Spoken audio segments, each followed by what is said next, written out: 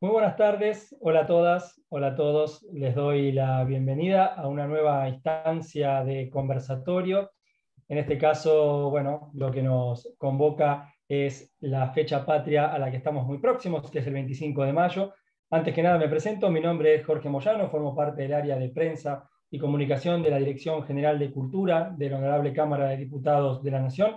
Y como les decía, nos convoca esta fecha patria en el marco del ciclo Los Albores de la Patria, bajo el título Revolución de Mayo, discursos, identidades y actores subalternos. Antes de presentar el prestigioso panel que hoy nos acompaña, le quiero dar la bienvenida a las autoridades que también son parte de este conversatorio. En primer lugar, quiero presentar a Natalia Calcaño, quien es subdirectora general de Cultura y Museo de la Honorable Cámara de Diputados de la Nación. Natalia, buenas tardes. Gracias por estar hoy con nosotros. Gracias, Jorge. Buenas tardes a todos, a todas. Bueno, más que nada, en mi rol del representante de la Dirección General de Cultura de la Cámara de Diputados, está Mariano Bertone haciendo lo propio desde la Dirección de Cultura del Senado. Esta es una instancia que organizamos desde el Congreso de la Nación, y desde el Congreso de la Nación queríamos darles la bienvenida a este conversatorio que hacemos en ocasión del 25 de mayo en un ciclo que llamamos Albores de la Patria, que es un ciclo que apela a distintas expresiones artísticas, culturales, en cada una de las fechas patrias de nuestra nación. Siempre se hacía, en la AP, que es antes de la pandemia, se hacían distintos tipos de espectáculos, de danza, estuvo el ballet folclórico, de teatro, bueno, teníamos distintas propuestas, se realizaba desde antes de la gestión que estamos con Mariano, esto tiene ya unos años, muy interesante, y bueno, en pandemia acá estamos, continuamos y seguimos celebrando, rememorando y reflexionando en torno a nuestra identidad, a nuestra historia, y desde ahí entonces agradecer muy especialmente a este panel de historiadores, sería, porque como decía, como les pibis de historiadores, que participa hoy de esta reflexión, de esta discusión, de estas charlas que queremos tener, y nos parecía muy importante y muy interesante esto, contar con todos ustedes, con todas ustedes, que más allá de los roles institucionales que están o estarán desempeñando, académicos, bueno, está Horacio Mosquera, que es el director del Museo del Cabildo, más emblemático que el Cabildo del 25 de mayo, no se me ocurre. Tenemos historiadoras que están estudiando el tema de género y que nos pueden contar un poco también un tema que hemos hablado muy poco, me parece, cuando hablamos de la Revolución de Mayo, cuando resignificamos el proceso político que implicó.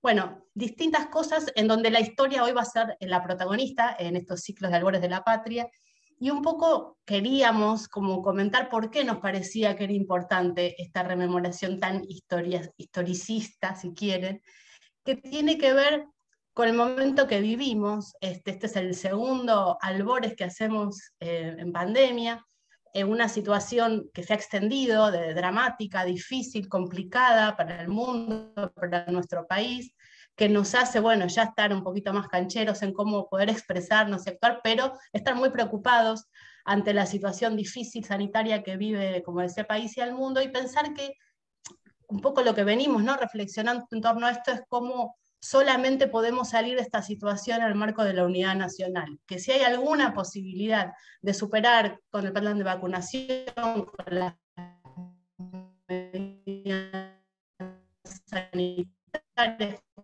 con la asistencia del sistema sanitario, con las cámaras, y esta unidad de guerra que tenemos contra este enemigo microscópico, y no es fácil, y esta unidad nacional nunca en ninguna sociedad se vio todo de manera armónica, tiene sus tensiones, sus sectores subalternos invisibilizados, sus sectores políticos en tensión, y todo esto es algo que nos parece importante reflexionarlo, entenderlo, conversarlo, porque tenemos que reforzar más que nunca esta unidad en la diferencia, en la disidencia, en la divergencia, para poder justamente superar un momento tan complicado, ¿no? Eso es algo que, por ejemplo, en mi caso personal, a mí me ha enseñado mucho Horacio, a quien conozco mucho y quiero mucho y admiro mucho, porque él tiene todo un desarrollo académico como licenciado en historia, pero siempre a mí por lo menos me enseñó que no se puede entender el ejercicio de la historia por fuera de lo que es el ejercicio de la política, entender la política, reflexionar la política. Y creo que eso es algo importantísimo en el presente, en lo que estamos viviendo hoy. Esta identidad nacional, si tiene un origen, es el 25 de mayo, aunque sea en términos culturales, si quieren. Yo me acuerdo hace unos años trabajaba en el Ministerio de Cultura y estaba Nun en esa época, que falleció hace unos meses Nun, pero bueno, en esa época era secretario de Cultura, y estaba próximo a 2007, 2008, faltaba para el Bicentenario. Pero él insistía y nos pedía como pensar y reflexionar cómo organizar los festejos del Bicentenario como un momento de festejo y de recomposición del tejido social que estaba tan dañado después de la crisis del 2001. Bueno, no le quiero hacer larga. La cuestión es que hicimos unos grupos focales en todo el país en torno a cuál era la identidad nacional y qué entendíamos por la Argentina. Y hubo unas diferencias tremendas, o sea, no sé, el norte argentino, Córdoba también, pensaban que hace 500 años que Argentina tenía algún registro de existencia, que no lo podían situar en el 1810. Los porteños ni se habían enterado que había ese antes, digamos, eran más autocentrados en su mirada y en su relato respecto a lo que era la argentinidad, lo que eran nuestros valores, lo que entendíamos por ser argentino, argentina, y en cambio el resto del país muy como en contraposición a los porteños y las porteñas, bueno, todo esto genia y compacta, pero en lo que estaban todos de acuerdo es que si había una fecha de origen de cumpleaños de la patria, era el 25 de mayo. En eso sí compartíamos esa concepción. Entonces era claro y era interesante identificar ahí la celebración del Bicentenario, que es el impacto social y político que tuvo. Así que por eso nos parecía importante traer en esta fecha tan emblemática para todos y todas esta reflexión que ustedes nos puedan aportar como una manera también de construir futuro, ¿no? De construir futuro a partir de la unidad nacional. Así que les agradecemos muchísimo sus reflexiones, y bueno, creo que más que nunca que estamos tan vinculados a la vida y a la patria, que viva la patria.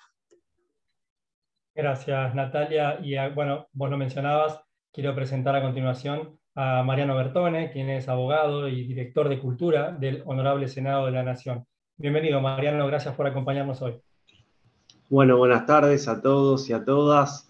Me sumo ahí mucho a las palabras, o en todo, suscribo en todas las palabras que decía la compañera Natalia, con quien se nos hizo muy complicado y un desafío muy importante cuando tuvimos que empezar a pensar este ciclo de valores de la patria en medio de esta pandemia. Hoy ya podemos decir la nueva normalidad, hasta que esta pandemia termine, pero fue un desafío, y un desafío sobre todo por esto también que decía ella, de una fecha tan emblemática, tan importante como es el 25 de mayo para todos y para todas, que creo que es indiscutible ese orgullo que nosotros sentimos en el pecho todos, que iguala la cuestión del 25 de mayo, con sus tamices, con sus más, con sus menos, llama siempre a todos los argentinos y a las argentinas a hacer una reflexión en particular. Después hay otras fechas que por ahí tienen más o menos protagonismo en el calendario, pero el 25 de mayo siempre es como que afortunadamente, creo yo, ¿no? Ha hecho una mella en la identidad de nosotros como pueblo, y bueno, y teníamos este desafío, como decía, de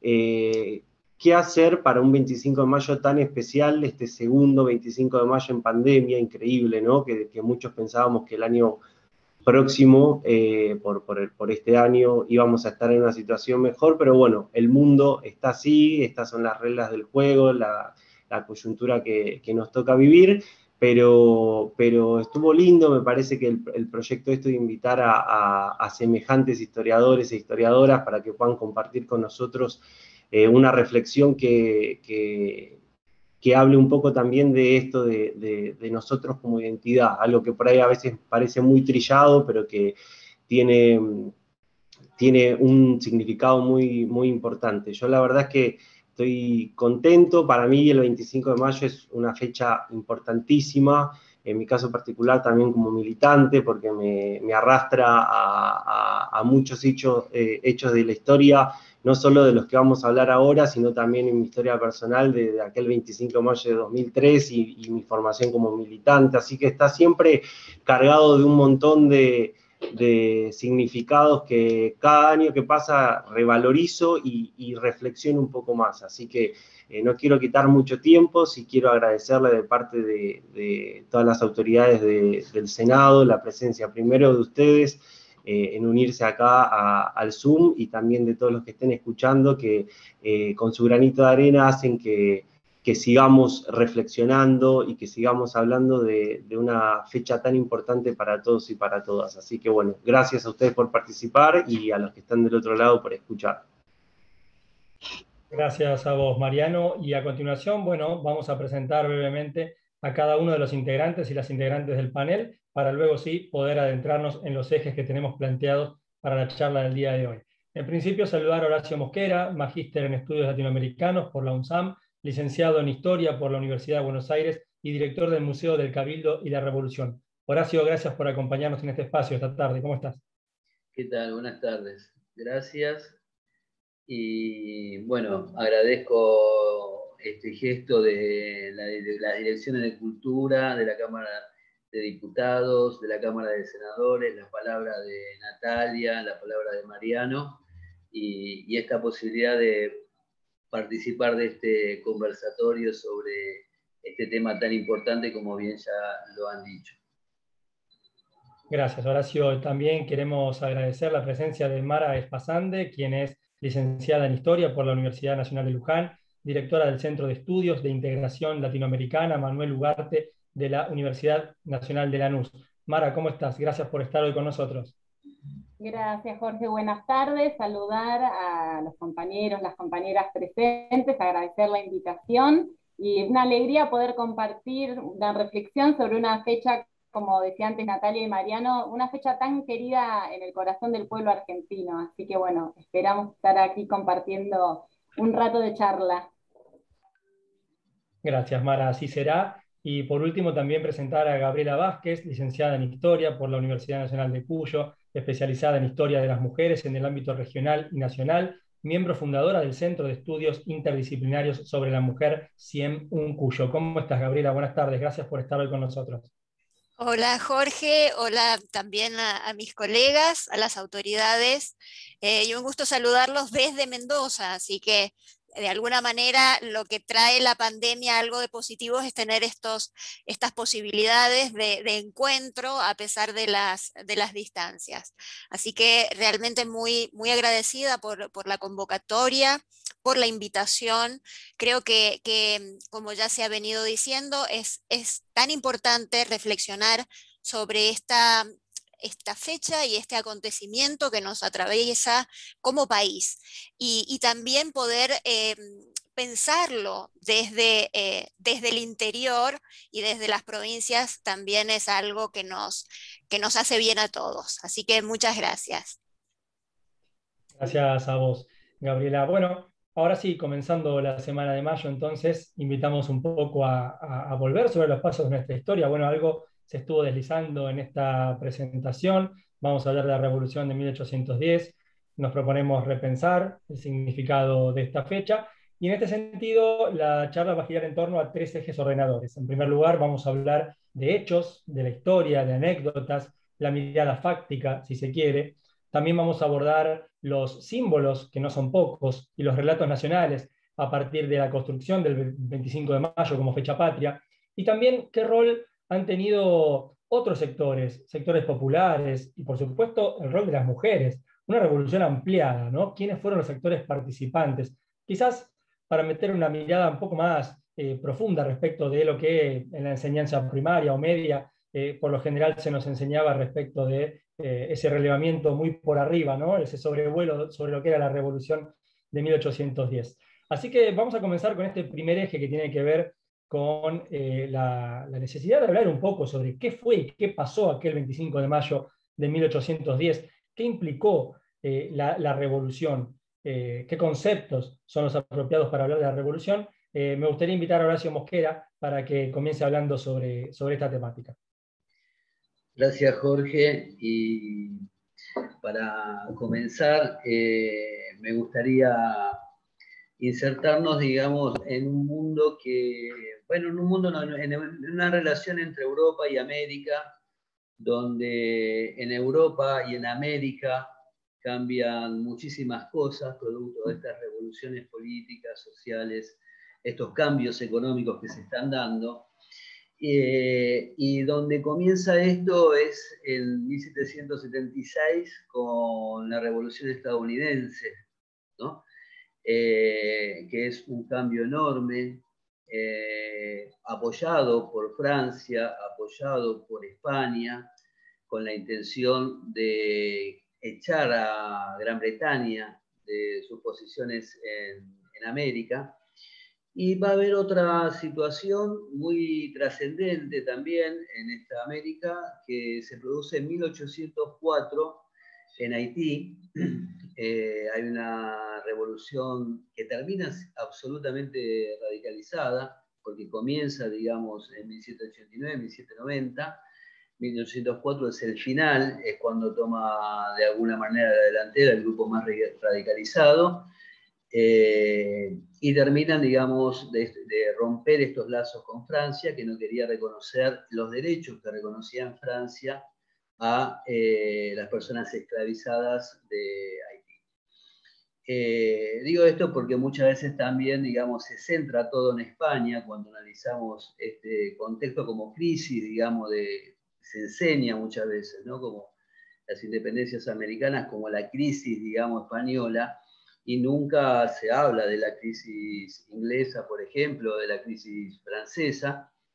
Y este contexto que está enormemente marcado por la revolución, por el impacto de la Revolución Francesa, sin duda, de 1789, este proceso, digamos, que finalmente va a hacer que Napoleón, digamos, tome el poder y pueda expandir, digamos, estas ideas revolucionarias, pero también sembrar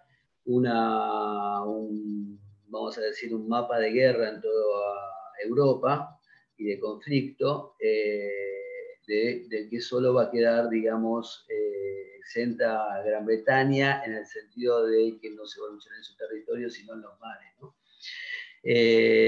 Bien, esto es lo que le da un poco el contexto internacional a lo que nosotros tomamos, como decían bien ustedes, digamos, como casi nuestra fecha de nacimiento. Por otra parte, así como sucedía esto en Europa, en Buenos Aires había sucedido también otro hecho de mucha importancia, que fueron las invasiones inglesas, las dos invasiones inglesas de 1806 y de 1807. Una Buenos Aires que todavía está dentro del Imperio Español, pero que el Imperio Español no puede auxiliar, y de hecho no auxilia. Sí tiene, digamos, la intención de auxilio de las ciudades del resto del virreinato, sí, digamos, de los indígenas que estaban por fuera de Buenos Aires también, pero en la medida que van armándose esas milicias populares que estaban conformadas sobre todo, digamos, por los lugares de orígenes, y entonces va a tomar mucha importancia el cuerpo de patricios, donde va a estar Cornelio Saavedra, Manuel Belgrano, ¿no? Porque siempre también se habla de Manuel Belgrano como un doctor en leyes que no tenía experiencia militar, pero sí tenía mucha experiencia miliciana, y él, al tener mucha capacidad también para aprender, como autodidacta se había dado a aprender, digamos, durante estos momentos también muchas cosas que tenían que ver con el arte de la guerra. Es decir, digamos, Buenos Aires se moviliza en su propio socorro, por supuesto, digamos, como decía antes, con el auxilio, digamos, de los lugares que la circundan, y logra rechazar esta aventura inglesa de la primera invasión, y colocar un virrey que primero es elegido en Buenos Aires, y luego es legitimado, digamos, desde España, como es Santiago de Liniers. Y esto ya era un hecho innovador, ¿no?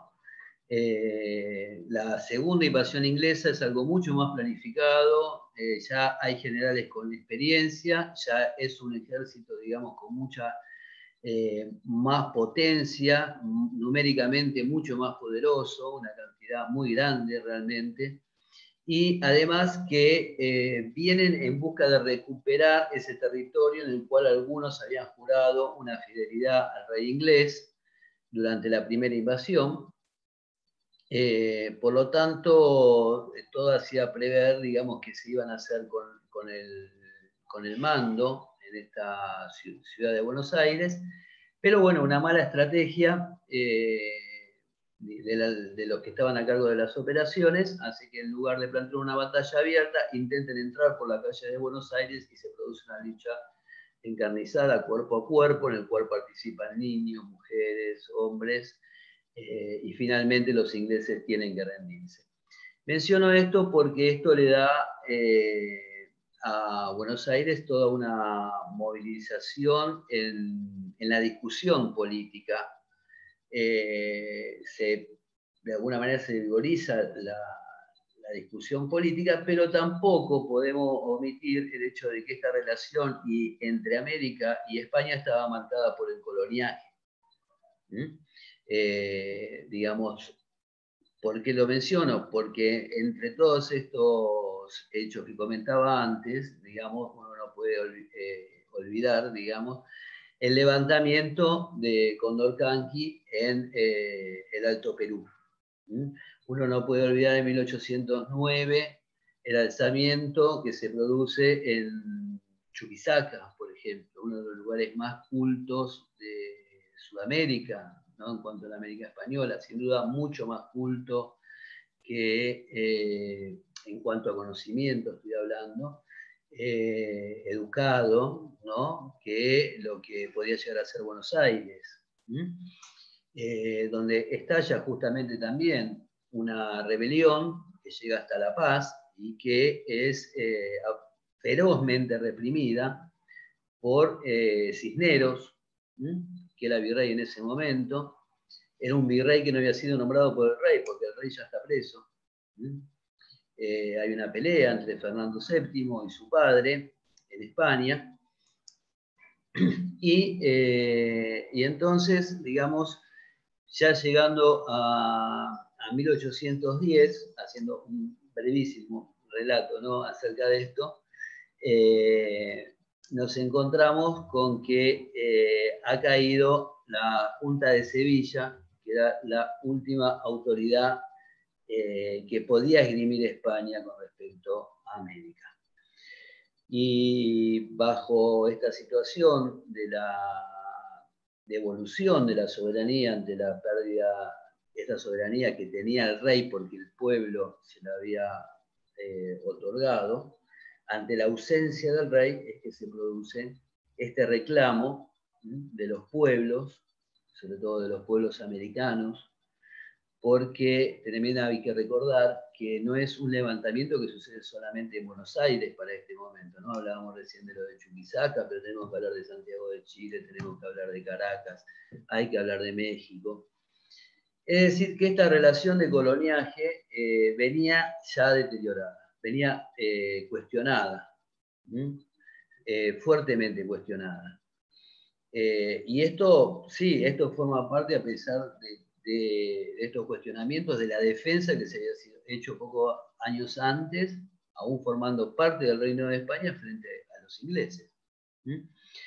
Es decir, que es una situación compleja de analizar, que termina en un proceso revolucionario, y es revolucionario porque cambia, digamos, las estructuras en la cual se desarrollaba la vida del virreinato.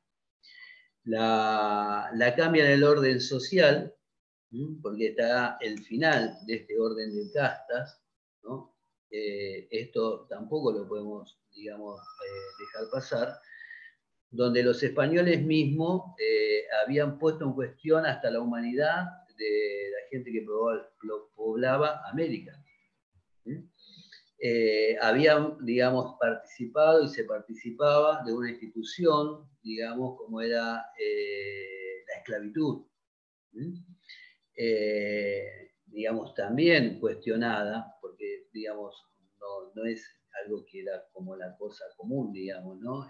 Sino que justamente, recién mencionábamos lo de Haití, como un cuestionamiento radical, digamos, de los propios esclavos hacia esas personas esclavizadas, pidiendo, digamos, también sus derechos.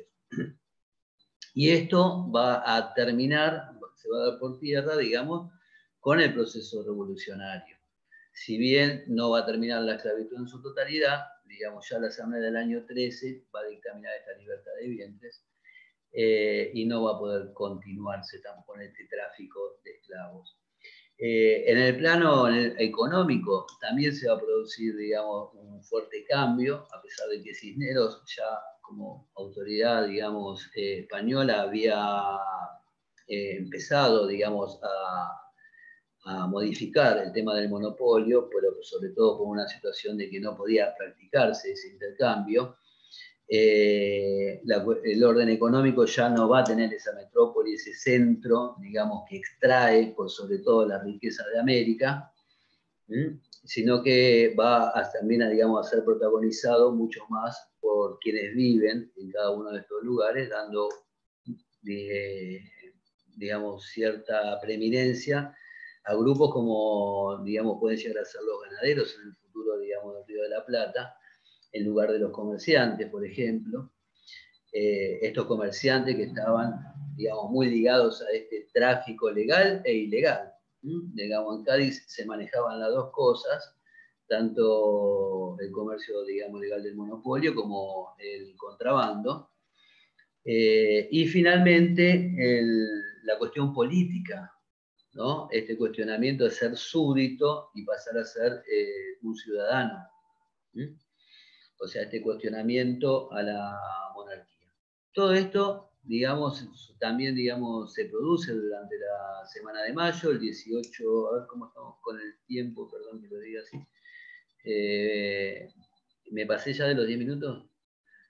Sí, bueno, entonces cerramos rápidamente, pero bueno, digamos el 18 de mayo ya Cisneros no puede tapar el sol con las manos, tiene que reconocer que en España ya no quedan estas autoridades que reclamaban la lealtad, y el 22 se produce, digamos, este cabildo abierto que con el protagonismo de los infernales de Chiferuti, digamos, manejando la asistencia, con las excelentes, digamos, piezas oratorias de Paso, de Castelli, que va a cuestionar justamente todo esto que veníamos hablando, y la decisión, digamos, política de Saavedra, como jefe de las milicias, se van a oponer a esta rosca, digamos, que organiza Cisneros para volver a ser el presidente de la Junta, y ya el 25, como le dice Beruti, ya no hay más tiempo, y si tenemos que traer al pueblo que lo explique, o tenemos que traer a los soldados que lo expliquen, lo vamos a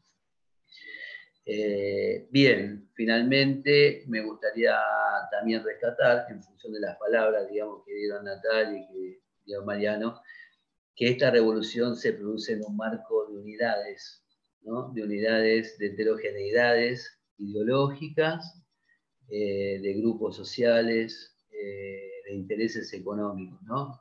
Esto que después se va a producir en la, digamos, con posterioridad en la Junta, estas internas, digamos, para este momento están haciendo un solo bloque, y por eso es posible, digamos, que se haya producido este hecho tan importante como el 25 de mayo, que rompe un puente que ya no hay manera de volver a reconstruir con España.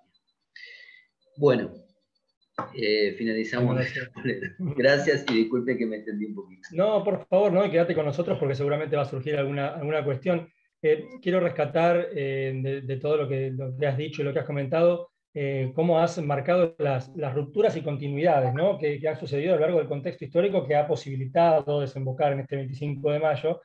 Y vos mencionabas recién también, bueno, las figuras de French y Beruti, y pensaba en la escarapela, ¿no? Y en las imágenes, en los símbolos que se han construido precisamente de esta fecha patria, y cómo discursivamente se nos ha narrado, se nos ha contado este 25 de mayo. Y creo que es una buena oportunidad para que Mara Espasande también nos cuente un poco acerca de este sentido, ¿no? Del análisis y del discurso. Realmente cómo se fue construyendo esa fecha en relación con la identidad nacional, ¿no?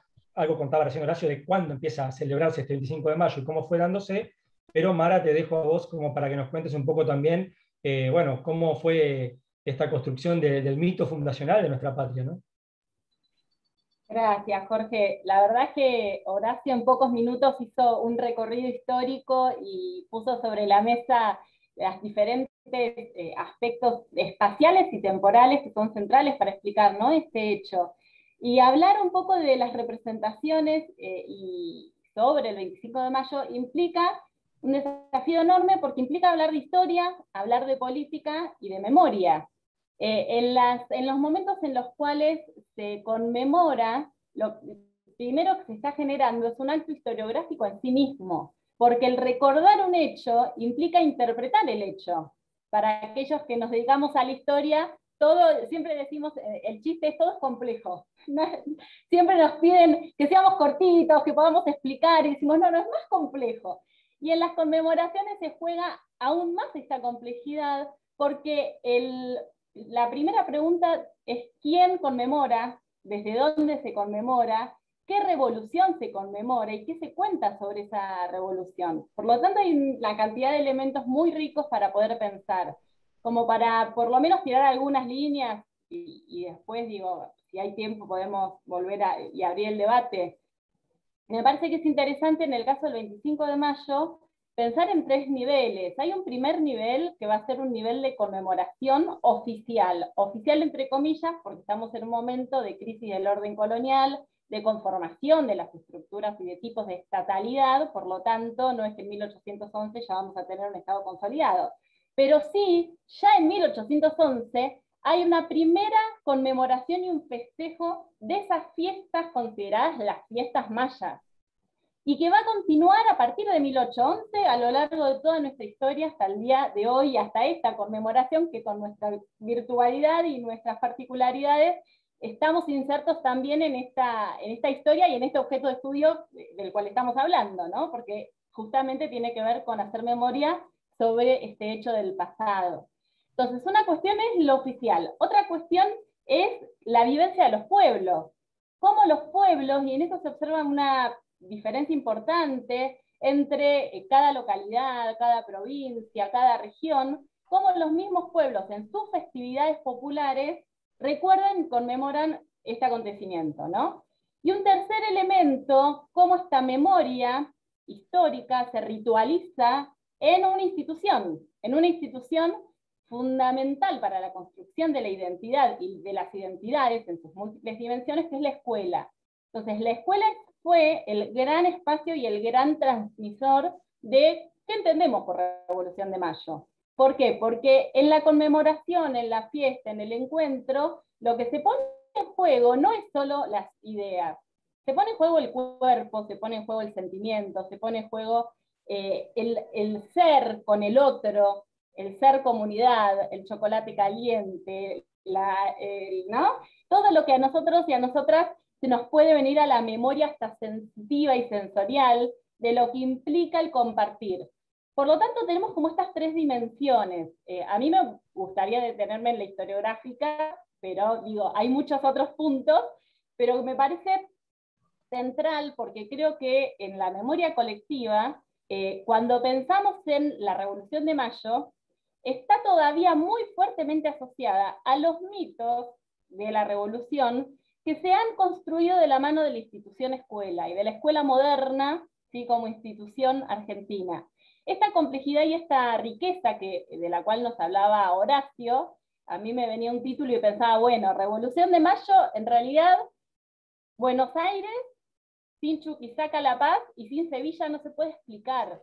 En realidad esto de que es una revolución municipal es verdad en parte, pero también es una revolución continental, y también es una revolución que se da de los dos lados del Atlántico, en España y en Hispanoamérica. Entonces, toda esta riqueza que tiene este proceso, que creo que es uno de los desafíos que tenemos en el siglo XXI, desde las universidades, desde la historia y desde las escuelas también, hoy tenemos que volver a redescubrir, digamos, al sentido profundo de esta efeméride. ¿Por qué? Porque cuando vamos a la construcción del relato historiográfico, que yo considero, y esto a partir de un trabajo que venimos realizando de investigación, que todavía sigue presente, son justamente aquellos mitos construidos por las dos grandes biografías fundacionales de la historiografía argentina de Bartolomé Mitre. Historia de Belgrano y la Independencia, 1857, e Historia de San Martín y la Emancipación de Sudamérica, de los años 60. Por lo tanto, para hablar de la Revolución de Mayo y de sus memorias, tenemos que pensar en la Batalla de Pavón. Es a partir del momento y del triunfo de Buenos Aires al interior y al conjunto del territorio nacional, la unificación del territorio y la imposición de este relato liberal, que se constituyen los hitos fundantes, es decir, rápidamente, ¿contra quién se hizo la revolución? Contra España. ¿Quiénes la hicieron? Los criollos. ¿Para qué? Para poder alcanzar aquellos privilegios que los peninsulares les usurpaban, y además para poder practicar el libre comercio. Esto que parece como, del sentido común, se nos ha incrustado muy profundamente, y todavía en los actos escolares la idea de viva la patria, que es la patria en 1810, sigue circulando por ahí, más o menos, donde, un poco lo que decía Jorge antes, la figura de French y Beruti, no son activistas, no son hombres que poseen armas y que agitan a diversos sectores de la ciudad, ¿sí? De las orillas de la ciudad, sino que reparten escarapelas, cintas celestes y blancas, cosa que los documentos y las fuentes de la época muestran que esto no fue así, o no fue parcialmente por lo menos. Por lo tanto, esa imagen de esa Revolución de Mayo como el momento de origen de la argentinidad está muy vinculado a que la historiografía viene a dar sentido al proyecto político del mitrismo y al proyecto político de la formación del Estado-Nación argentino. En 1816 fuimos las Provincias Unidas de Sudamérica. La Argentina es una construcción posterior, por lo tanto, querer pensar la patria desde el Estado-Nación construido en la segunda mitad del siglo XIX es un problema. Ahora, ¿esto qué significa? Que no tenemos patria, ¿no? Porque ¿qué es esto de entonces la Revolución de Mayo? Al final, ¿qué somos? Bueno, en ese momento, estos datos y estas pistas que nos planteaba Horacio, lo que está mostrando es la existencia de una dimensión espacial mayor, que está vinculado con la dimensión continental. Me parece que esto, ¿sí? Que esta lectura distinta se vio de manera muy clara en los festejos del bicentenario de la Revolución de Mayo, a diferencia del centenario, donde los actores políticos eran otros, donde el recuerdo era otro, y donde justamente esa imagen de la visita de los países latinoamericanos mostraba cómo, en forma simultánea, cuando aquí ocurría nuestra revolución o la primera junta, un año antes había ocurrido en Chuquisaca y La Paz. En el mismo 10 ocurre en Quito, en Cartagena, el grito de Dolores en México. Es un grito continental, por lo tanto la lucha es continental, y esta es la única manera de poder avanzar hacia una lectura que nos permita repreguntarnos sobre la patria, saliendo de los límites del Estado-Nación chiquito que se constituyó a finales del siglo XIX, porque si no es imposible comprender qué hace un correntino, por decirlo en términos anacrónicos, como San Martín, siendo la primera autoridad ejecutiva protector del Perú, que ahora se va a cumplir el bicentenario. O que hace Sucre, un gran colombiano, en Bolivia, gobernando como primera autoridad presidente de Bolivia. Resulta imposible comprender esta historia de esta etapa si no modificamos la óptica. Y esta modificación de la óptica está vinculado con los intereses políticos y los proyectos políticos que hay por detrás de cada uno los relatos históricos. Un Frenchy Beruti con una capa, armado o agitando o generando disturbios en las calles para que los vecinos que sabían que iban a votar en contra del Frente Revolucionario no llegaran, ¿no? Porque de las 400 invitaciones que se llegaron a repartir, participaron 200 personas más o menos, 200 vecinos que votaron en ese cabildo abierto. Muchos que sabían que eran muy favorables al virrey ni siquiera llegaron, porque los trataban de convencer por el camino, para que se volvieran a sus hogares. Eso es un relato, y el otro relato es la dama antigua con el paraguas, además con una naturalización de el ejercicio de la esclavitud, de las personas esclavizadas sin ningún tipo de contexto de qué era lo que les pasaba, ¿sí? De las mujeres como casi objeto decorativo. Todo lo que implica esa representación es no solo un relato histórico de qué es la patria, sino un relato de qué sociedad queremos. Y para ir cerrando, me parece que la fuerza o la potencia que tienen estas fechas, que la memoria histórica tiene una función utópica de qué queremos ser, desde esa pregunta, desde qué queremos ser como nación, qué queremos ser como patria, qué sociedad, vamos a ir al pasado y vamos a resignificar las fechas para un lado o para el otro, con ciertas características. Entonces me parece que la Revolución de Mayo es una de las fechas más complejas por un lado, porque yo creo que allí es donde todavía los mitos de la historia liberal siguen presentes, muy, digamos, hechos carne a partir de un trabajo que, si bien en las escuelas las efemérides hoy no son las mismas que hace 30, 20 años, ni siquiera 10, hay un cambio y hay un camino ya hecho muy importante, pero creo que todavía esta cuestión de cambiar la escala e ir hacia una dimensión de una revolución continental es lo único que nos va a permitir poder comprender lo que fue ese proceso y también los desafíos que tenemos en la actualidad.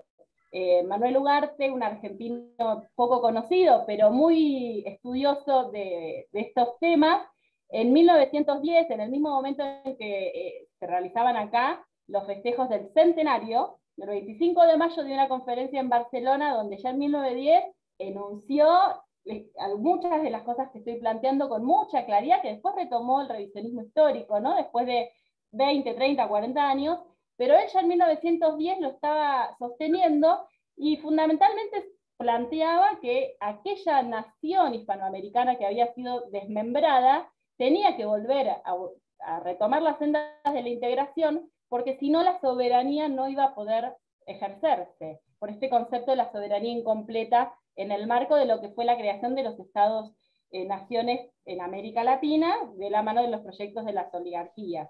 Así que bueno, me parece que el debate entre historia, política e historiografía es súper rico, y bueno, y queda abierto para continuar en alguna oportunidad. Así es, Mara, gracias, qué interesante. Justo estaba pensando, lo mencionaste al final, lo distinto, ¿no? A la hora de este camino de resignificar los relatos y un poco analizar el cómo se cuenta la historia, qué distintos los festejos del centenario con los del bicentenario, ¿no? Cómo las sociedades, ¿no? Las pinta de cuerpo entero en contextos totalmente diferentes, desde las autoridades y por supuesto también desde el sentir nacional del pueblo. Mencionaste a la escuela como un elemento, una institución estructurante, en este sentido muy importante, a la hora de precisamente conformar esa visión de nación, y hablaste al pasar también de las mujeres, ¿no? Como objeto decorativo, y en este sentido creo que Gabriela nos puede iluminar un poco más respecto de su formación, por supuesto también, y lo decía yo al principio, ¿no? Algo que particularmente a mí me interesa muchísimo, porque digo, no se nos ha enseñado, al menos a mi generación, qué pasó con los otros actores, los actores subalternos, y en esto no entendido solamente por las mujeres, sino porque había también muchos actores que estaban conformando parte de ese mundo en ese momento, y que bueno, han sido invisibilizados por la historia, por el relato, por el discurso. Bueno, Gabriela nos sabrá contar un poco mejor cómo fue ese contexto.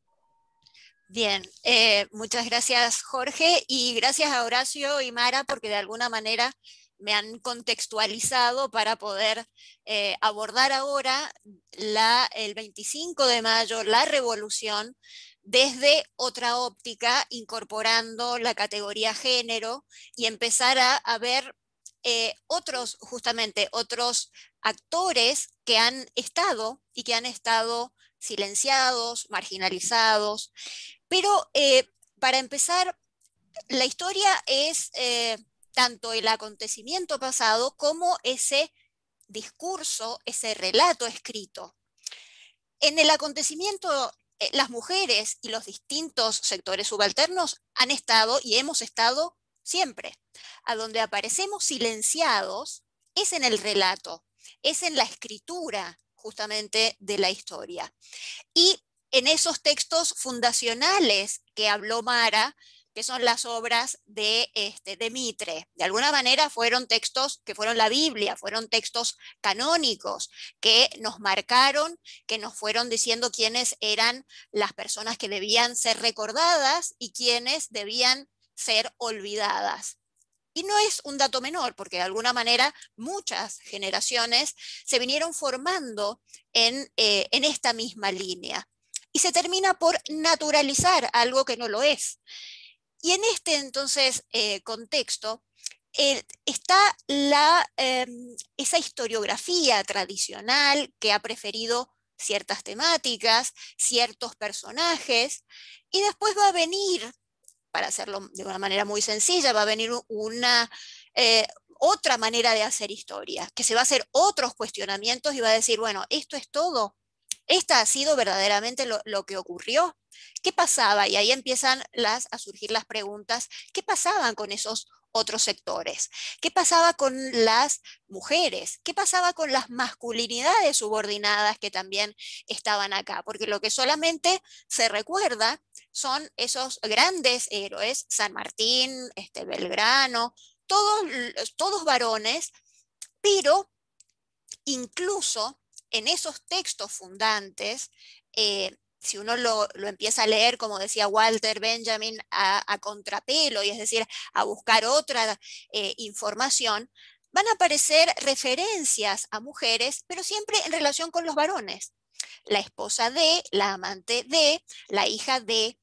Y para ejemplificarlo justamente con la época en la que estamos, Gregoria Matorras, la madre de San Martín, después Remedios de Escalada, de San Martín, la esposa, la hija Mercedes de San Martín, después puede aparecer la Perichona, que era la amante de Santiago de Liniers, o Macacha Güemes, la hermana de Martín Miguel de Güemes. Entonces, de alguna manera siempre tenemos a un varón rodeado de las mujeres. Van a haber algunas mujeres que van a tener peso propio, como Juana Zurduy, como Mariquita Sánchez, que de alguna manera ahí no hace falta, y vemos que el de Thompson o el de Padilla no hace la diferencia, porque tienen verdaderamente un peso propio estas mujeres. Pero, ¿qué es lo que va a pasar con esos relatos canónicos, con esos relatos tradicionales que nos van a contar una versión acotada y simplificada de lo que fue nuestra historia en estos primeros tiempos? Se van a cometer ciertos errores historiográficos que van a transmitir estereotipos. De alguna manera, que las mujeres siempre son las pobres víctimas que no hacen nada y que siempre son las que están en la casa, y que el varón es el que tiene que venir a socorrerla, a salvarla. Pensemos en las cautivas, que también por estos tiempos y por estas situaciones, muchas eran llevadas por los malones, pero de alguna manera ha sido romantizado, y ese es otro error historiográfico, el romantizar el relato. ¿Y qué quiero decir con esto? Vamos a los ejemplos, que muy bien también Mara hacía referencia a la escuela. Bueno, ¿cuáles son las imágenes que tenemos? Y bueno, vemos que en el salón de Mariquita Sánchez se cantaba el himno, y entonces es todo un ambiente donde también las mujeres aparecen como figuras decorativas. Para traerlo acá a Mendoza y moviéndome un poco más en el tiempo, cuando San Martín llega a Mendoza, vemos a las mujeres que van a donar sus joyas y que van a bordar la bandera. Es decir, nos están mostrando de nuevo situaciones en donde las mujeres lo único que expresan es ese sentimiento de amor, de servicio, pero siempre en ámbitos acotados y en ámbitos que la recluyen en el hogar. Si entonces ahora vemos que hay una manera nueva de hacer historia, o que de alguna manera se va a cuestionar este relato tradicional, vamos a ver entonces que podemos entenderlo de otra manera y entender a las mujeres justamente no como esas personas frágiles que lo único que hacían era pastelitos o sopaipillas y pasar el mate en las tertulias, sino que de alguna manera las mujeres de los distintos niveles sociales se las van a ingeniar, van a tener otro tipo de estrategias para poder llevar adelante distintas acciones. Es decir, esto es lo valioso y lo que hay que rescatar, que las mujeres, y cuando hablamos de las mujeres de la revolución, es algo que también ya se ha mencionado, que es una gran diversidad. Vamos a tener las esclavas, vamos a tener las indias, vamos a tener las criollas, españolas también, jóvenes, más maduras, de los distintos sectores. Es decir, no podemos tener una sola idea de mujer, sino que va a ser sumamente heterogéneo. Y de alguna manera también podemos pensar en que vamos a tener algunas mujeres que se van a comprometer de alguna manera más bien política. Pienso en Mariquita Sánchez. Mariquita Sánchez, que también en uno de los textos escolares de la década del 30 se decía que lo único importante que pasó en el salón, en la casa de Mariquita Sánchez, además de cantarse el himno, fue que San Martín conoció en un baile a su futura esposa Remedios Escalada. Entonces, de alguna manera son esos mitos, son esos estereotipos que se van repitiendo. Sin embargo, tanto la casa de Mariquita Sánchez como la de Ana Riglós, Melchora Charratea, van a ser verdaderos puntos donde se va a cocinar la revolución. De alguna manera, las mujeres, al modo de lo que fueron los salones franceses, van a hacer de su espacio privado, porque es su casa, un verdadero espacio público, un espacio político, donde entre sopaipilla y sopaipilla o mate y mate también se hablaba. Y las mujeres estaban atentas. No es que estaban ajenas a todo eso. Es decir, no han quedado después registros de todo lo que se hablaba y de todo lo que hacían estas mujeres desde este otro lugar, desde un lugar donde sabían capitalizar las herramientas con las cuales tenían.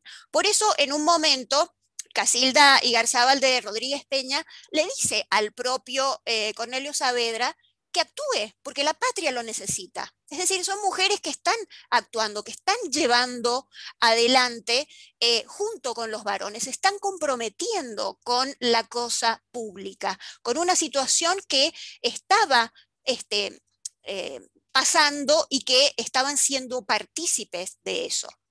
Pero estos salones, también para retomar algo que se dijo recién, no pasaba solamente en el Río de la Plata. También tenemos salones en Chile, tenemos en Bolivia también, cómo diferentes mujeres actuaban de la misma manera. Y acá no es que se mandaban un mensajito por WhatsApp, es decir, son las mujeres que estaban con esas mismas inquietudes, más allá de las distintas situaciones y de los distintos contextos. Es decir, mujeres verdaderamente comprometidas.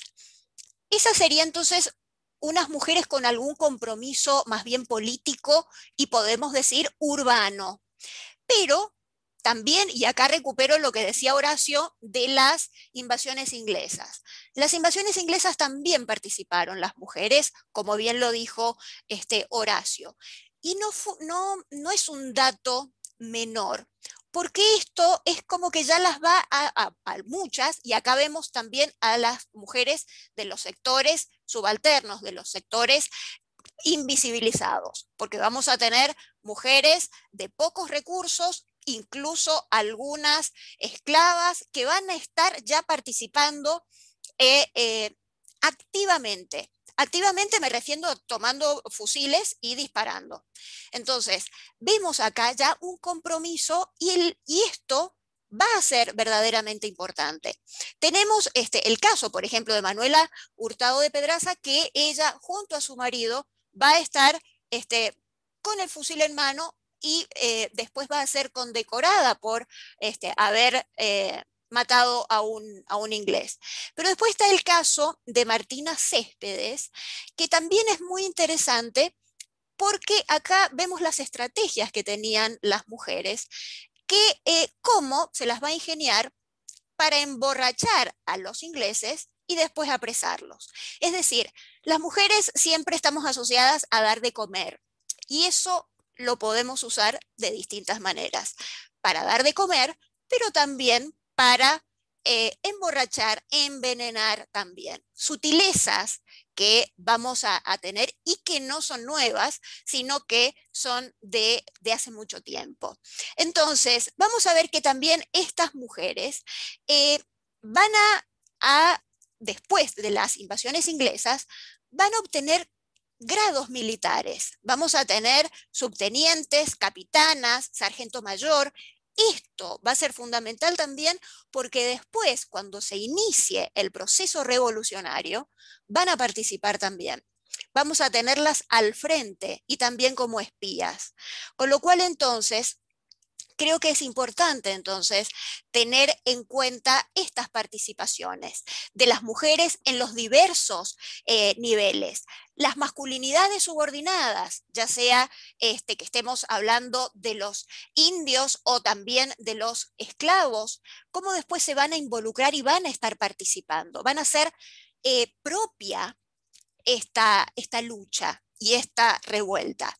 Y ya para ir cerrando, comparto una inquietud, porque siempre es interesante verlo desde distintas perspectivas y pensar, por ejemplo, qué pasaba con las mujeres realistas, qué pasaba con las mujeres que sí se animaron a decir no a la revolución, qué pasó con ellas. Lamentablemente tenemos pocos nombres de estas mujeres que también fueron fieles a sus propias ideologías y a sus propias madres patrias. Entonces, en el caso de las que tenemos registros, fueron apresadas. En el caso específicamente después de acá de Mendoza, fueron llevadas a conventos, pero de alguna manera está dando cuenta de que había mujeres que estaban involucradas. Y hemos estado hablando de historia y de política, y evidentemente van de la mano, sumando acá en este caso el tema del género que atraviesa toda la revolución y todo lo que hemos estado compartiendo. Así que creo que de alguna manera hemos dado cuenta de distintos abordajes. Gracias, Gabriela. Claro que sí, por supuesto, y este punto de vista es más que interesante. La verdad que nos estamos quedando sin tiempo. Me hubiera gustado una ronda final para que cada uno pueda decir algo. Voy a dejar simplemente ese minuto para la despedida. De mi parte, agradecer, por supuesto, a las autoridades de ambas cámaras, a Carlos Pellegrini, que es un compañero nuestro de la Dirección de Cultura y Museo, que ha hecho muy bien los ejes y los lineamientos para este conversatorio posible, a nuestros compañeros de técnica que han facilitado esta transmisión. Y bueno, el último mensaje de ustedes, ¿sí? Para despedirnos finalmente.